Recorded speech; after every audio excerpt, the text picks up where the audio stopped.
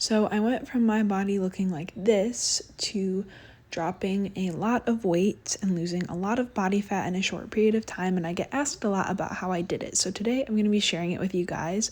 However, here's actually a warning. It's not an entirely happy story, and if you get triggered by things such as calories or weight loss, then this might not be the video for you. Gosh, I don't know the right way to talk about this, but I do want to talk about it. For me, I got to an unhealthy place because I was uneducated and didn't know what I was doing. And so my hope is that I can share my advice and hopefully prevent, especially females out there, which I know most of you that watch my videos are, from making the same mistake that I made, because I think what starts off as a good intention can easily become a bad thing. Last August, I moved to California in August of 2020 to go to college. And I wasn't big by any means. I was definitely a healthy weight. I was balancing college, acting and modeling jobs, auditions, and a job all at the same time. And so working out really became an outlet for me. So I started to build some muscle. I was focusing more on nutrition, eating more protein, and my body started to change a little bit. I remember when I was home for Christmas, people were already telling me I looked smaller than when I left, but not in a bad way. But then I decided in February that I wanted to lose a little bit more body fat, which again, that was fine. I did have a little bit that I could healthfully lose. But basically, here's where I went wrong. I wanted to lose a little bit of weight, lose a little bit more body fat. Not that I needed to, but I wanted to feel more confident. And I don't think that's a bad thing. If you want to lose weight and you can afford to do so healthfully and still lose weight and still be in a healthy weight range without getting too small things. But if you can afford to lose weight and you want to, I don't think it's a bad thing. That's just my opinion. My problem is I was uneducated about how a cut works. So for those of you who don't know, there's cutting and there's bulking. So cutting is when you try to lose weight so you burn more calories than what you eat. And then bulking is opposite of that. Short and simple. I did a little online calculator and I came up with this number based on how much I was exercising, how much I was eating, and then how big of a deficit I needed to do. I came up with this number, but my problem is that somewhere along my calculations, I went wrong, because this number was, looking back on it now, it is such a small number. I'm 5'9", first of all, so that already makes my caloric needs higher than the average female. If I set my mind on a goal and it's a goal that is fully in my control, I make it happen. If my goal is to eat this number, obviously that's something I can control, so I'm gonna make that happen. And so I took it very seriously. Literally within a month, I would say. I don't wanna give numbers, but I had lost quite a few pounds in the first month.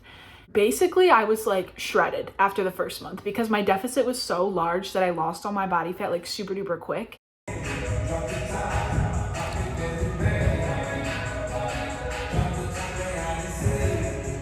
And then since I was working out, I also had muscle. And see, that was fine. If I would have stopped and then ate enough to maintain my weight, that would have been fine. But I'd gotten in the habit of eating this set number of calories that I continued to do that for longer than I needed to. If you're gonna do a cut, make sure you're only in a deficit of 100 to 200 calories. Just from ignorance and not really understanding how a cut works. Once I got used to under eating for this month, I got so busy with life that I kind of stopped thinking about it, and I just kept on under eating because I got used to doing that. And then I got incredibly small. Say too, I know that this look might be fine for some girls, but when I got this small, I lost my period. So some girls might be perfectly healthy looking this way, but I am not.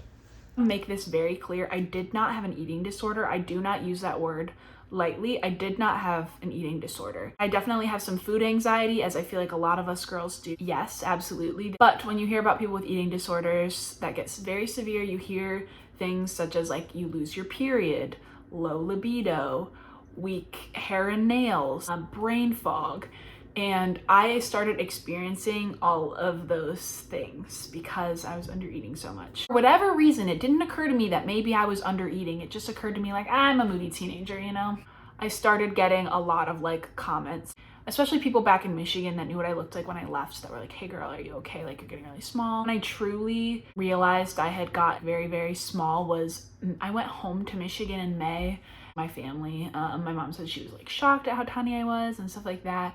And I just hadn't realized that I started under eating to lose weight, and that was fine, but I guess I didn't know when to stop. Again, looking back at that period in my life, especially February through April, I want to say, I didn't even realize it at the time, but looking back now, my heart breaks for that girl because number one, I just had so much going on. A full-time job, being a full-time student, and doing the acting thing, like that is too much. Sleeping 5 hours a night is not okay for perfectionists. And again, when I have a goal in my head, I always reach it. And so I'm the type of person, I kept a 4.0 GPA. I'm not letting that drop. I'm not getting anything lower than an A. That's just the type of person I am. Job was an hour from my school where I was living. So I was also driving for like 2 to 3 hours a day, depending on traffic, because I had to drive from Orange County to LA every single day to go to work, while also doing online classes literally on like my lunch break, or I would be listening to classes on my drive home, all of these things. And so under eating already causes a lot of really bad things in your body, but then the stress that I was putting on top of it because I had so much going on, and then also the lack of sleep didn't help as well. So I really threw off my hormones, and I really just I think weight loss is fine, but you can't lose weight forever. And I screwed up my body in ways that I am still trying to fix today. Tips are, if you are a girl and you want to lose weight, just be careful and be smart about it.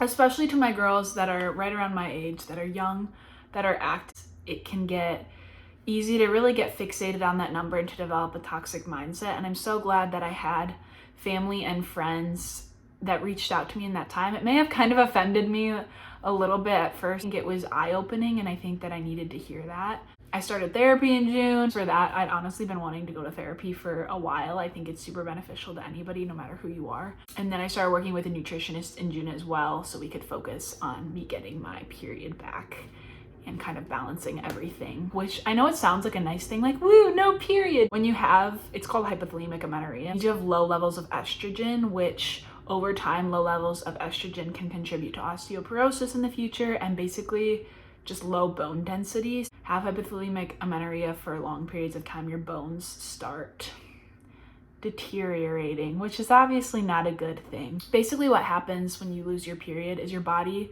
is not producing enough energy to give you a period. So it shuts off processes that are not necessary. It's more necessary to keep you alive than it is for you to ovulate.